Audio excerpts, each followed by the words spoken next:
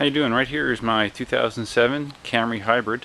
I'm going to be replacing the front brake pads on it today.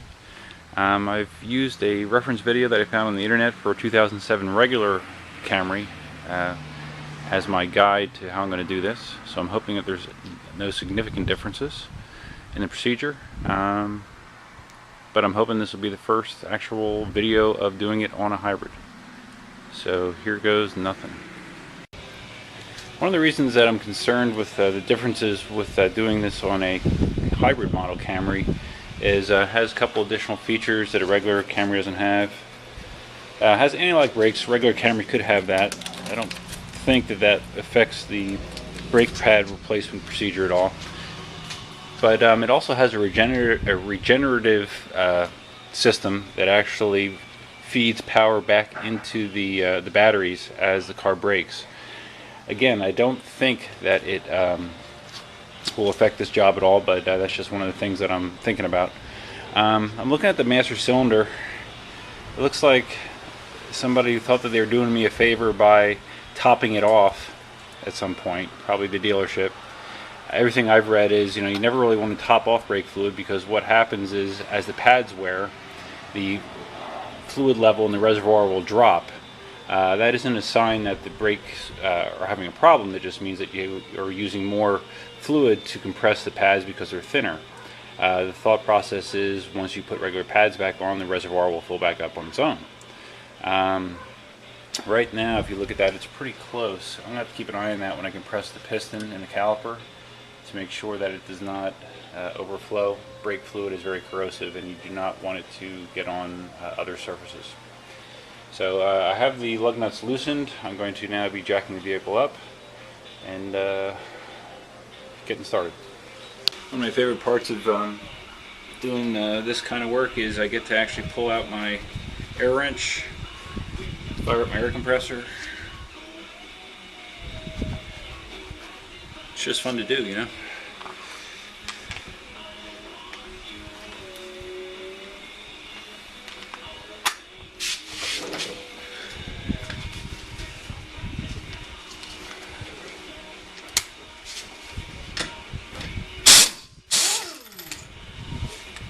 Great sound, isn't it?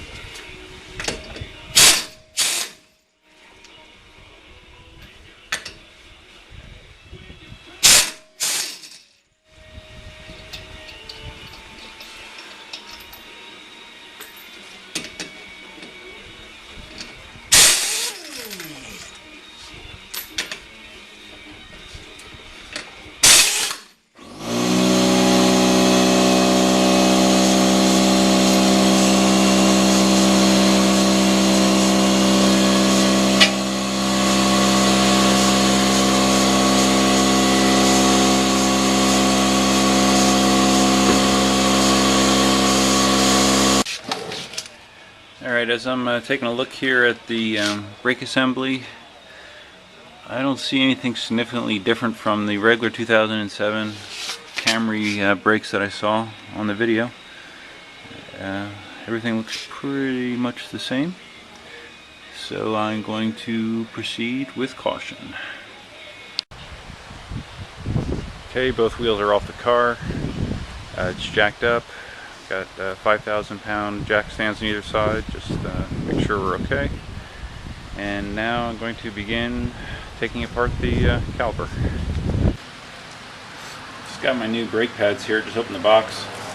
I'm kind of disappointed. I ordered these on the internet. It's supposed to be good brake pads, premium disc brake pads, long wear. It didn't come with any new hardware.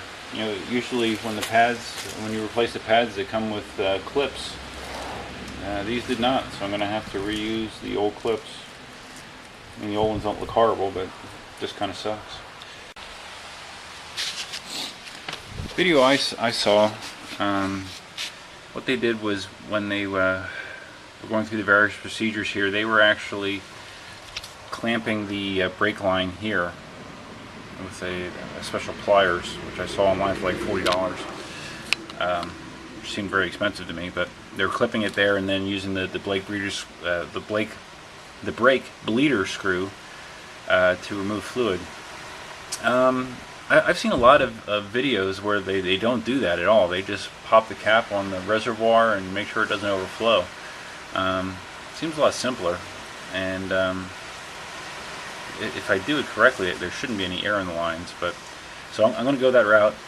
It might not be absolutely correct, but that's the way I'm going to go. If I have to bleed them later, I can, but I'm going to try to avoid that. Okay, there's 2 bolts that hold the caliper on. You need a 17 millimeter wrench to hold the nut side, and then a 14 millimeter to go on the actual bolt head.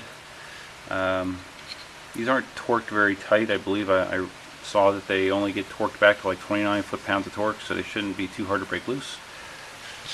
So let me try.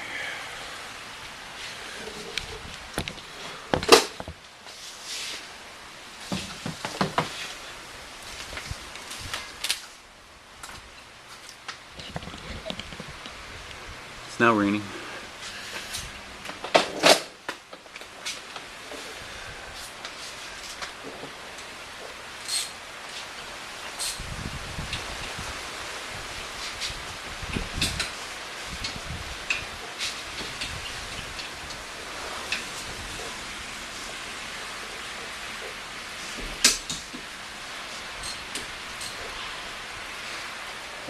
One thing that you'll see suggested is to turn the wheel to the side that you're working on towards you to make it easier, better access. I can do that. It's raining hard now. Okay, I removed the second bolt that was down there. There's the first one I removed. There's the second one I removed. And what I did was I used a bungee cord to tie the caliper up and out of the way. The reason you do that is to not put tension on the brake line, the rubber brake line.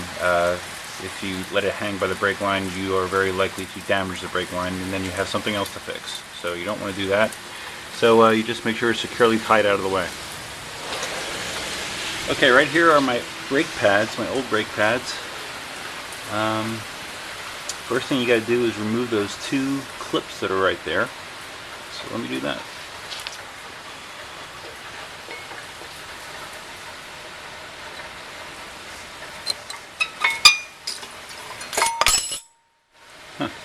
When you pull on them, it seems to be one way to get them out. It just falls out.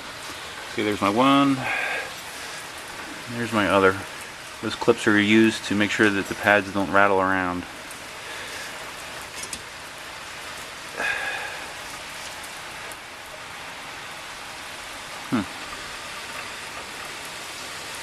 Looking at these pads, they don't look very worn, do they? Not at all, really. Oh, this rain. Okay, well I got them off anyway, so we will continue with the replacement. Alright, since I didn't get new clips with my new pads, I took the old ones off. I'm going to clean them up with some brake clean. You can see where they went on the mounting bracket. Down here, up here, and the same thing on the other side. So let me do that.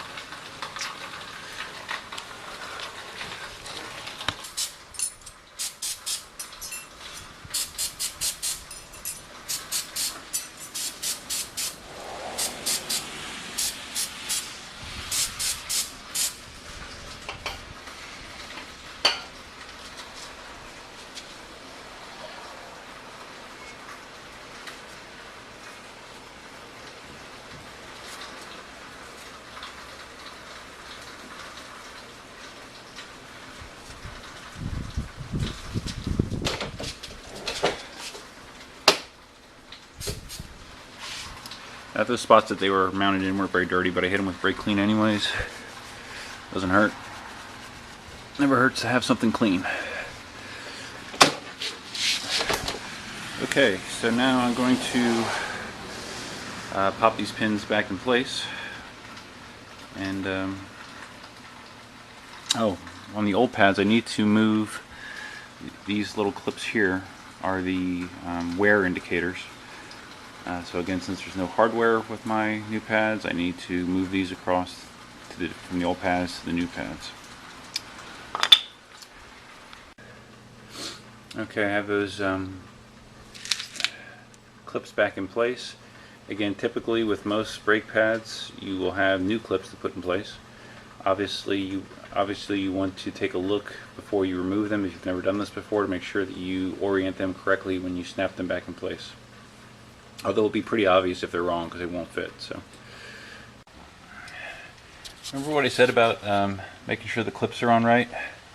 Well, I had them on backwards here and was fighting to get the pads in for 10 minutes, and then I realized that I had that set reversed. So don't be a dumbass like me and make sure they're in right the first time. They go in. The new pads go in much easier when you do that. Okay, those were definitely more challenging to put back in than the pads in my Tacoma. I had to do a little bit of manipulation. Just use some patience and make sure you have them in there correctly. It's very important. The last thing I have to do here is put the two clips back in. Okay, those clips are back in place. What those do is they put outward pressure on the brakes. So when you're not pressing the pedal, it pushes the pads away from the discs, so they don't get worn down prematurely. Okay, next thing I need to do is I need to compress this piston in the caliper so I have clearance to snap that back over the brake pads. As you can see, it's extended a little bit. The way that I've read to do this is use one of the old brake pads and a C-clamp, and use that to just slowly compress the piston back in so you have the room to slide it back over the pads. And again, I have the brake reservoir cap loosened so the excess fluid can flow back into the reservoir, but like I said, I'm going to be keeping an eye on that to make sure I do not overflow the reservoir. Okay, you can see how I have the brake pad here in between the C-clamp and the caliper, and then I'm just going to gently turn the C-clamp, keeping an eye on the fluid level in my reservoir, and press that piston back in. Okay, you'll see now the piston is flush with the body of the caliper, so I should be able to slide that back over the brake pads easily. One thing I forgot to mention was I just applied a little bit of caliper grease to the back of the disc pads, high temperature caliper grease. I've had some people tell me that that's not needed. I've seen others that recommend to put it on, so I figure it can't be a bad thing to have some grease on a metal-to-metal contact point like that, so I applied it. Alright, I have that caliper back in place. It's a little tricky because of the springs putting the outward force on the pads. They wanted to kind of spring out as I was trying to get the caliper on top of it. That little clip in the middle popped out on me a couple times. So again, patience is a virtue in this situation, and just be careful and you get it back on. I'm going to tighten those two bolts back up to 29 foot-pounds torque, and then I'm going to repeat what I just did on the other side. Should go easier because it's my second time. Okay, just finished up the passenger side. Same deal. The only difference is you're pulling a different direction on those two bolts just because of the other side, but it went easier the second time because I had a little better luck getting the pads back in place. But yeah, that was pretty straightforward. My reservoir did not overfill or didn't overflow, so I was okay. I have that cap back on. Next step is I'm going to get in the vehicle and pump the brakes a few times to reseat the pads, and we should see the fluid level in the reservoir go down. Okay, no need to pump them fast. The first couple times the pedal should initially go to the floor, and then after a few pumps it should return back to its normal position. And again, I have the cap on the reservoir back on tight. If you didn't, you'd be pushing fluid out, so you want to make sure that cap's back on before you do this.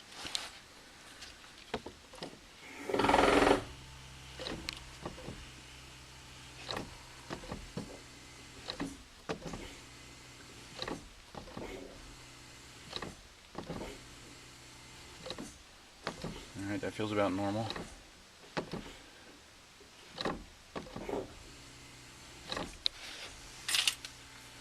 Okay, at this point I'm going to put the wheels back on, lower the vehicle, and take it out for a test drive.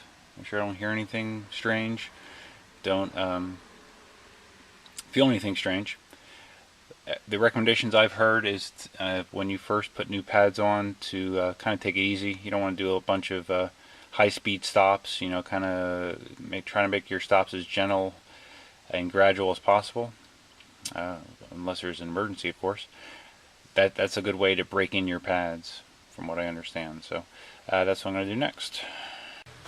As you can see, that fluid returned right back to the max line. It was up here at the corner. But right now it's back at the level that it should be.